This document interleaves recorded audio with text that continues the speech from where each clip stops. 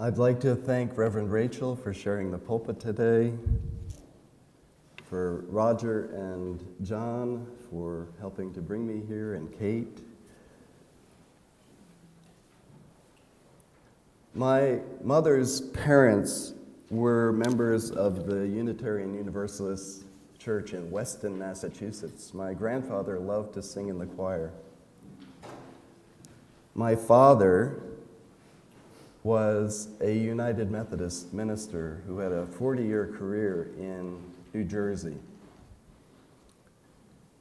He first experienced his calling to ministry in this valley as a student at Amherst College, and I've brought a hat. This is from the 50th reunion, class reunion, that was held in 2005. And I'm thinking of my dad today.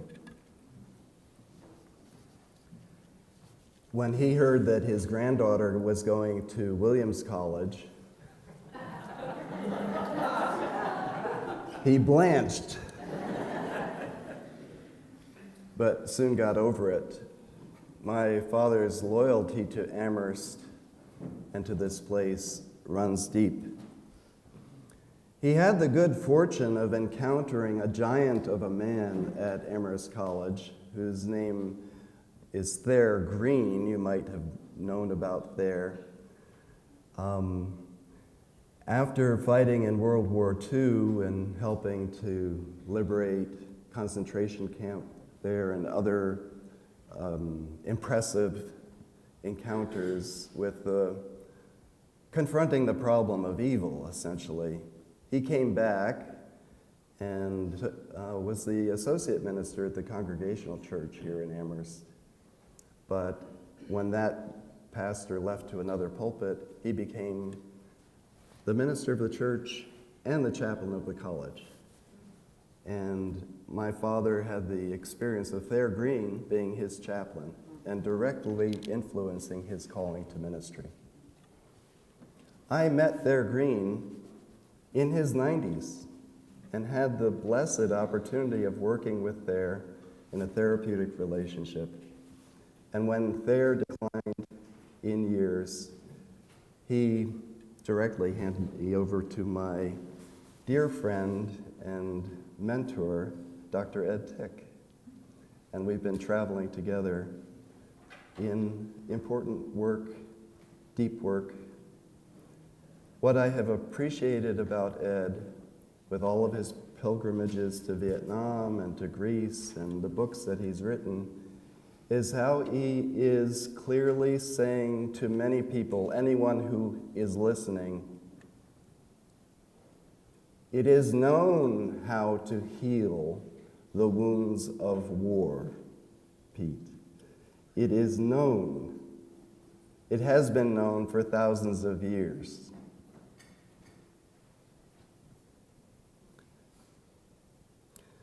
In the Manor of Friends, I'm accompanied today by elders. Ruth Hazard is with us in person, and Don Campbell is with us remotely. Ruth clerked the first meeting for business that I witnessed in the Quaker way, and I was so impressed with the Manor of Friends. It reminded me of the saying of Tertullian, see how they love one another. And Don Campbell has, for his whole life, carried a concern for indigenous relations. And that is why I am here today. I have, on behalf of the Quaker meeting, taken up this concern for indigenous relations. It's supported by my meeting, and I've been asked by your Indigenous Awareness Circle to come and consult with you, but also to bring a message today.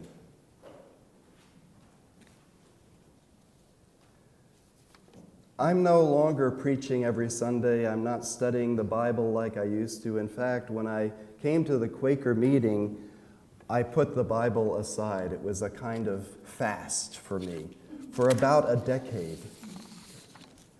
But I found over time that I was sifting through the rubble of my religious life and finding nuggets. And from time to time, they would surface hymns and verses from Scripture. And that happened for me when I came to consult with your group. I had a passage that recounts when Jesus gave Simon a new name. He said, "I tell you, you are Peter from Petros, rock, and on this rock I will build my church." A significant name change and complicated, because that whole passage of Peter was used to authorize the Holy Roman Empire and all of the harm that came. But name change is found throughout the Bible. It's also part of the indigenous experience here where we live of a significant life change, a new name. Moving through time, a new name. So it's a known, yeah.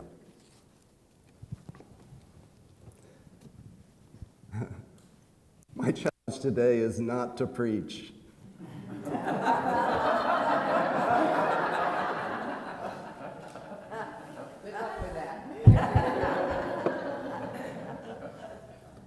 Old habits die hard. The title of my message, of course, comes from Romeo and Juliet. What's in a name? That which we call a rose by any other name would be as sweet, would smell as sweet. Juliet Capulet and Romeo Montague were from warring families.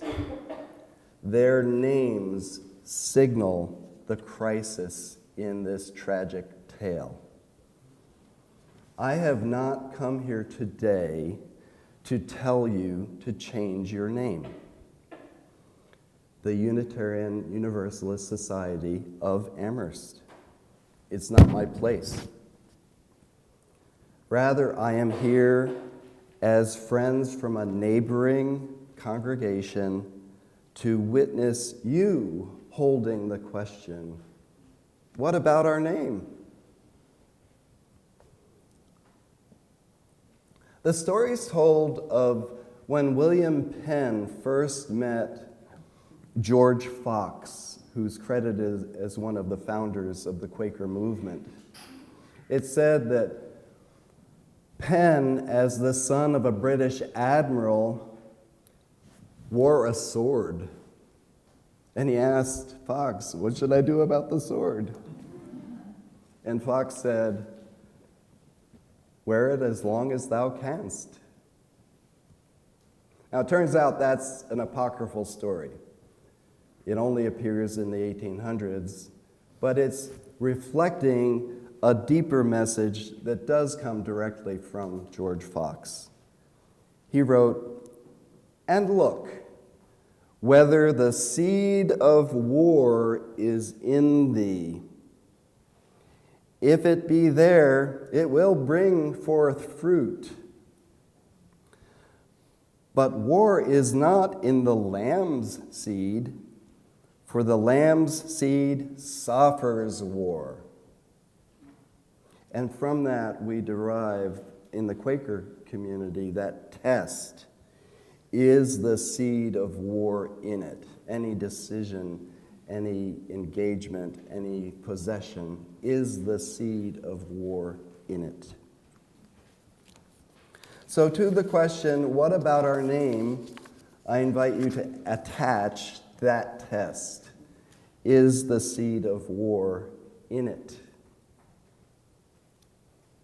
After the death of my father in December of 2017, I experienced what I can only call a summons to move from Greenfield, where I was living, to Amherst, to join the Pioneer Valley co-housing community. And within short time, I was here and happy, and things seemed to really fall into place. the Quaker meeting right down the way, this rich environment. But I had an uncanny sense that I can only name as enclosure. Enclosure, what is that?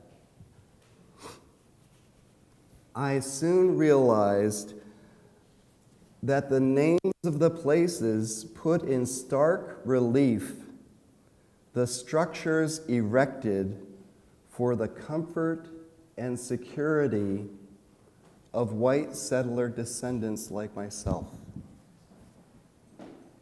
And I began to notice and to unpack the names.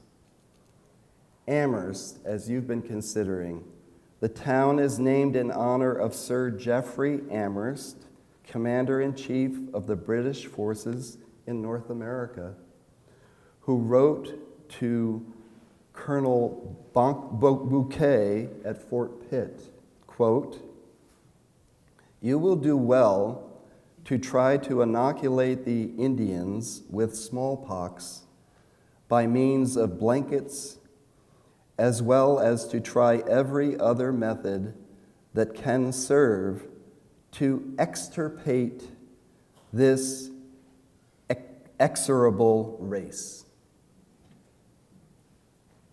To extirpate this execrable race. And there's more to support the claim that Amherst was an Indian hater and enacted colonial violence across the land. I moved into Pioneer Valley co-housing. That term, Pioneer Valley, was initiated in the 1950s as a marketing campaign to draw tourist traffic to come out to this valley. At the time when the Mass Pike emblem, do you remember this? Was a pilgrim hat with an arrow through it. And I had moved into Pioneer Valley co-housing. Mount Toby Friends Meeting, which you all have heard about, in the town of Leverett. The meeting is named for the nearby mountain, which was renamed at the time of the American Revolution when a British military, a naval commander, Captain Elnathan Toby, was traveling up the river and is credited as the first white man to summit what was known for hundreds of years at least as Conquachu, spiked or rough mountain, or maybe Porcupine Mountain. I'm a member of a meeting that's in the New England yearly meeting in the Religious Society of Friends.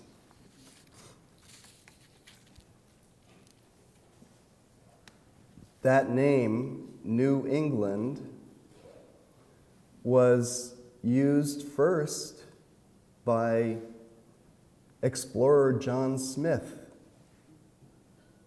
when he wrote a prospectus to promote settlement and investment in this place. The Quakers, upon arrival, once they got organized, used that name and have used it for this entire period. I do have a fantasy, which I mentioned to the committee. If I could just wave a wand and change the names, New England Yearly Meeting would be Northeast Yearly Meeting, Mount Toby Friends Meeting would be Porcupine Mountain Friends Meeting, Amherst would be Amethyst, Turner's Falls, where I now live with my partner May, Turner's Falls, named after the commander of the raid, the massacre of people in 1676, would be renamed Thunder Falls, after that name Peskiomskat, which is what it was called traditionally, Thunder Rock Place, Thunder Falls. If I could flip the switch, But it doesn't work that way. We live in community, we live in society, and we face all kinds of challenges. I do have direct experience with one name change. What was Pioneer Valley Co-housing is now Cherry Hill Co-housing. From the outside, that might seem simple, but from the inside, it was an ordeal. 3 years in the making. Concerns about loyalty to the original name, the reputation that the community had based on that name, resistance to change, practical implications. What about the bank accounts, the signage, on and on and on. But eventually, through a long process, we came out the other side with a new name that we could all live with, Cherry Hill Co-housing. You may be wondering, why go to all that trouble? And there's a direct answer to that question. The appeal of people who've lived here and been at home in this place is, first of all, to be seen, to be recognized. And second, to stop doing things that cause harm.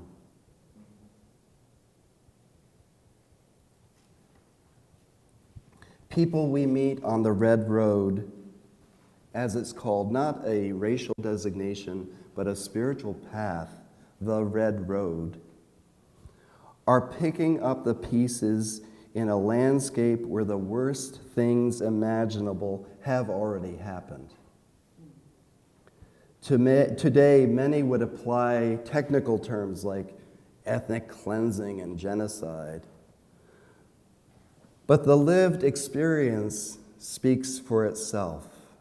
The grievous truth is that the peoples who were at home here for millennia, as you know, since the glaciers melted and left a fertile river valley, were targeted for destruction by Amherst and so many others. The balance of life tipped catastrophically through colonial violence. So much harm has resulted, a deep trauma reverberates in the land. So it is an act of faith to believe that more truth can come to light and healing is possible. That a thriving coexistence can still happen. That balance can be restored. In the words of Julian of Norwich, we trust that all shall be well. All manner of things shall be well.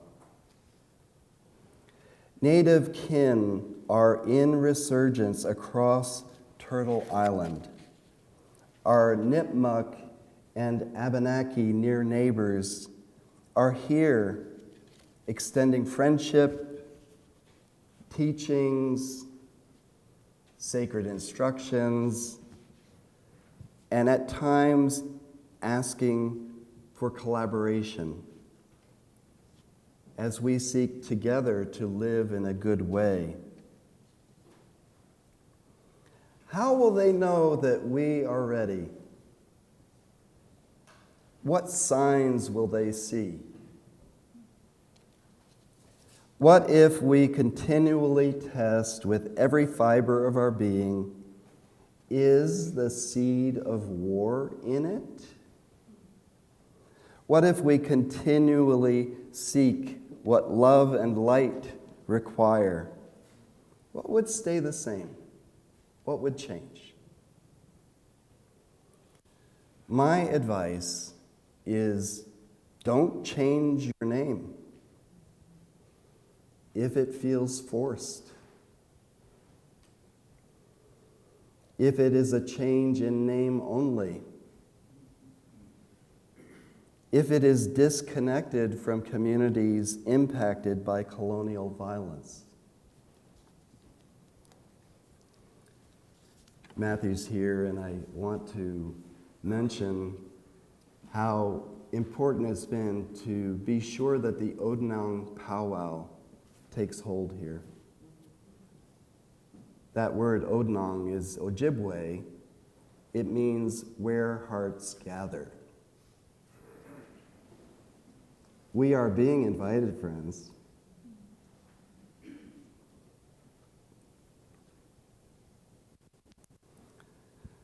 What if we imagine the young William Penn, the son of that British admiral, becoming a convinced friend and asking if he should drop the sword?